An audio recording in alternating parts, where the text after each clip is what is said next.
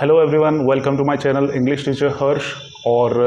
ये वीडियो उनके लिए हैं जो अभी गवर्नमेंट जॉब्स की तैयारी कर रहे हैं। अगर आप राजस्थान से हैं और गवर्नमेंट जॉब्स की प्रिपरेशन कर रहे हैं, स्पेशली अगर आप टीचर्स के एग्ज़ाम की तैयारी कर रहे हैं, तो स्पेशली ये वीडियो आपके लिए है, क्योंकि this time is actually a prime time for you. क्योंकि आने वाले 3 महीने में 2 बड़े एग्ज़ाम्स अपने लिए आने वाले हैं।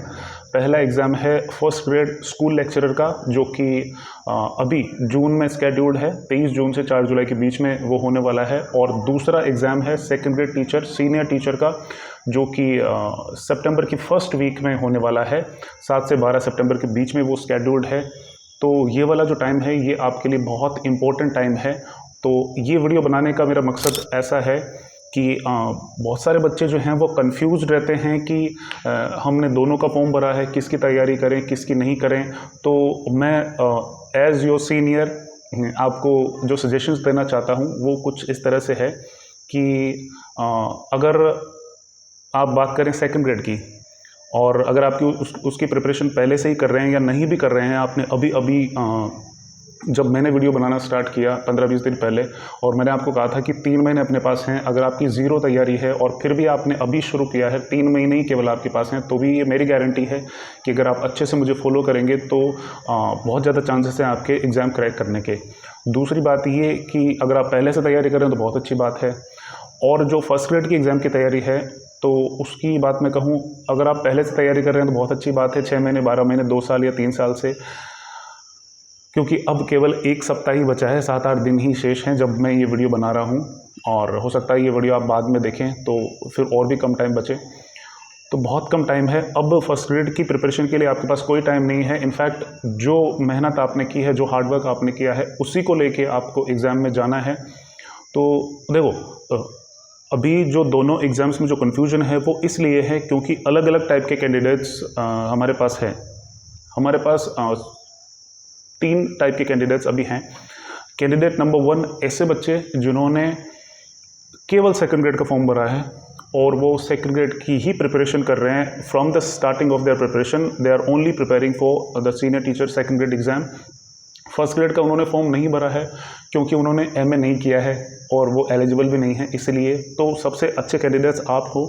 आपको कुछ भी नहीं करना है, आपको कंफ्यूज नहीं होना है एक से ज़्यादा चीज़ों में। आपके पास केवल और केवल एक ही गोल है, एक ही मकसद आपका है, एक ही टारगेट है, वो है आपका सेकंड ग्रेड का एग्ज़ाम। आप पिछले 3 महीने, 6 महीने, 12 महीने, 2 साल से या 3 साल से भी अगर आप तैयारी कर रहे हैं, हो सकता है पिछले एग्ज़ाम में आपका सिलेक्शन नहीं हुआ हो और आप इस एग्ज़ाम में जो है बैठ रहे हैं।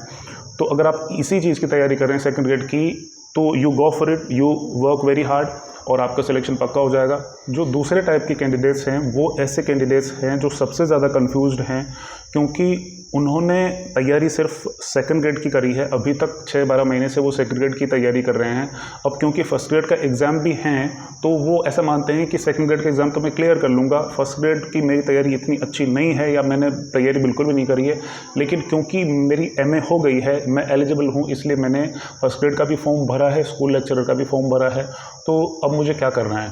तो मोस्ट ऑफ द कैंडिडेट्स ये कंफ्यूज हो जाते हैं इस बात पे कि वो क्या करते हैं कि एग्ज़ाम जो फर्स्ट ग्रेड का पेपर अभी आने वाला है, तो अभी तो 7-8 दिन ही बाकी है, लेकिन कुछ लोगों को हो सकता है ये ख्याल 1 महीने पहले ही आ गया हो और उन्होंने ये सोच लिया हो कि मैं क्या करूँगा, आने वाले एक महीना बाकी है फर्स्ट ग्रेड के एग्ज़ाम में, तो मैं 1 महीना सेकंड ग्रेड की तैयारी छोड़ के फर्स्ट ग्रेड की तैयारी में लग जाता हूँ और फर्स्ट ग्रेड का पेपर दे लेता हूँ, फिर देखते हैं वो कैसा होता है। और जैसे ही फर्स्ट ग्रेड का पेपर खत्म होगा तो मैं सेकंड ग्रेड की तैयारी में लग जाऊंगा। तो आपके लिए मैं स्पेशली ये सजेशन देना चाहूँगा कि 2 नाव में पैर रखने से आप किसी भी नाव में ढंग से नहीं बैठ पाएंगे और आपके डूबने के चांसेस बहुत ज़्यादा रहेंगे। और 1 महीने में कोई पर्टिकुलर एग्ज़ाम पास नहीं किया जाता है, इतना आसान नहीं है यहाँ पर गवर्नमेंट एग्ज़ाम्स को क्रैक करना। मैंने खुद ने 7 गवर्नमेंट एग्ज़ाम्स क्रैक किए हैं, इसीलिए मैं आपको बता रहा हूँ। मैं ये बातें आपको कहीं गूगल से पढ़ के या यूट्यूब से देख के या किसी किताब में से, किसी मोटिवेशनल स्पीच में से सुन के नहीं बोली है। आपको जो भी मैं बोल रहा हूँ वो everything I am telling you is because of my personal experience. तो आपको क्या करना है,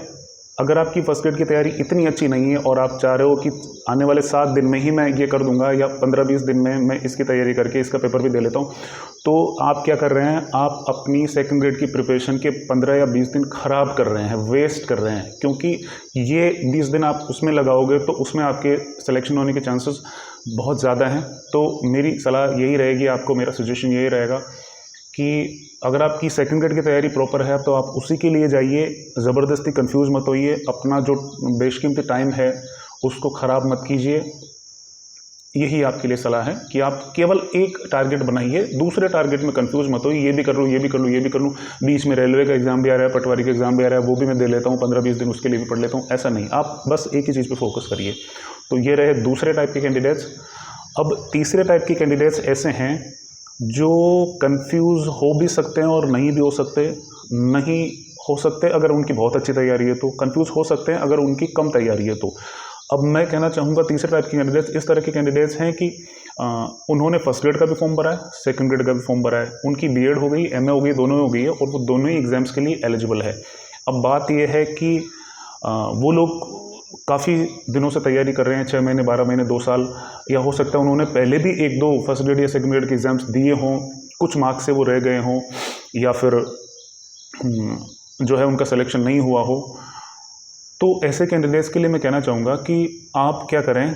जो दूसरे टाइप के कैंडिडेट्स को मैंने मना किया था वो बात यहाँ आपके लिए लागू होती है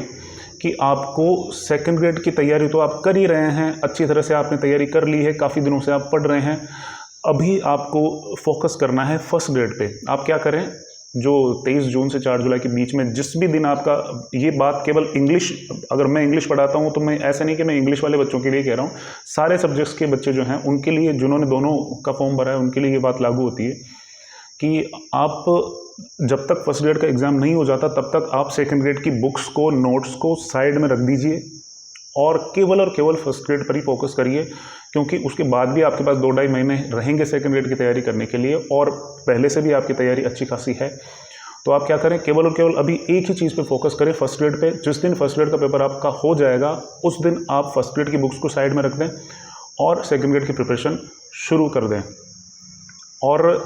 देखो, अगर आपने दोनों की तैयारी बहुत अच्छी तरह से करी है तो आपको ये बात भी पता होगी कि अगर आप लैंग्वेज के स्टूडेंट्स हो, हिंदी, इंग्लिश, संस्कृत वगैरह के स्टूडेंट्स हो, स्पेशली इंग्लिश के लिए मैं कहना चाहूँगा कि ज़्यादा डिफरेंस नहीं है। अगर आप ग्रामर की बात करो तो ग्रामर तो सेकंड ग्रेड और फर्स्ट ग्रेड की ऑलमोस्ट सेम है, ऑलमोस्ट सेम है। अगर आपकी सेकंड ग्रेड की ग्रामर की तैयारी बहुत अच्छी है तो आप क्लियरली पास हो जाओगे, फर्स्ट ग्रेड वाली ग्रामर में भी अच्छे खासे मार्क्स लेके आ जाओगे। डिफरेंस, बड़ा डिफरेंस कहाँ है, आपको लिटरेचर वाले पार्ट में बड़ा डिफरेंस मिलेगा और पोस्ट ग्रेजुएशन स्टैंडर्ड के जो क्वेश्चंस आते हैं फर्स्ट ग्रेड में, वहाँ आपको एक्स्ट्रा पढ़ना पड़ेगा और लिटरेचर आपको एक्स्ट्रा पढ़ना पड़ेगा, वहाँ आपको फोकस करना है। तो जो अभी जो टाइम बचा है, सप्ताह भर का टाइम, उसमें आप क्या कीजिएगा कि अगर आपकी सेकंड ग्रेड की प्रिपरेशन बहुत अच्छी है तो आप ग्रामर को ज़्यादा फोकस नहीं करके आप लिटरेचर वाले पार्ट पर, या वो पार्ट जो कि फर्स्ट ग्रेड में एक्स्ट्रा आता है, उस पर ज़्यादा फोकस कीजिए ताकि आप ये वाला पेपर अच्छी तरह से करें। और एक बात और कि जिस दिन आपका फर्स्ट ग्रेड का पेपर हो जाता है उस दिन आप पेपर दीजिए, घर पे आइए, खाना खाइए, अच्छी नींद लीजिए, शाम को मूवी देखिए, गाने सुनिए, दोस्तों से बात करिए, घूमे फिरिए और रात को अच्छी नींद लेके, और ये भूल जाना है कि हमने कोई एग्ज़ाम दिया है और अगले ही दिन से, from the next day onwards, you have to be ready for your next exam, that is senior teacher second grade exam. आपको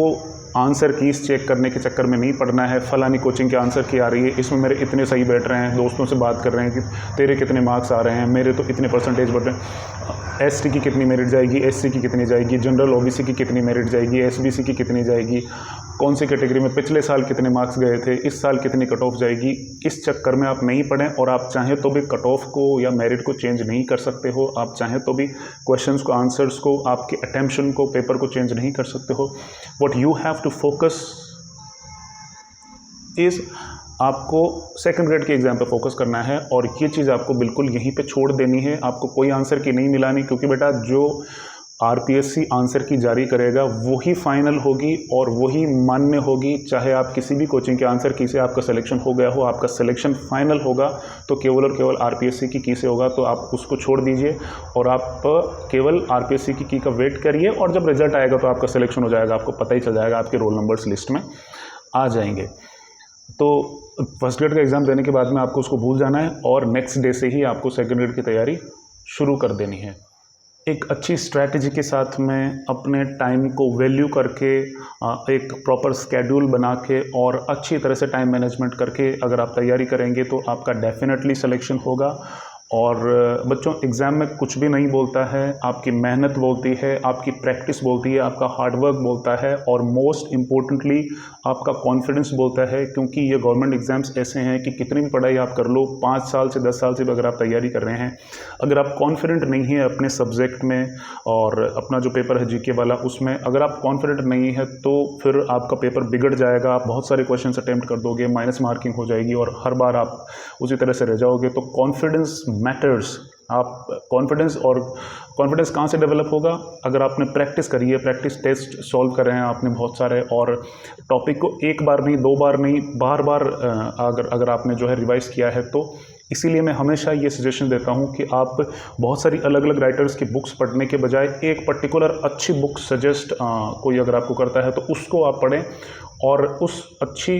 बुक को ही आप बार बार रिवाइज करें, या किसी कोचिंग से या कहीं से भी किसी भी टीचर से आपने नोट्स लिए हैं, नोट्स बनाए हैं आपने पढ़ के, तो आप उसी नोट्स को 5 बार, 10 बार, 20 बार, 50 बार उसी को रिवाइज करें और उसी को पक्का करें। क्योंकि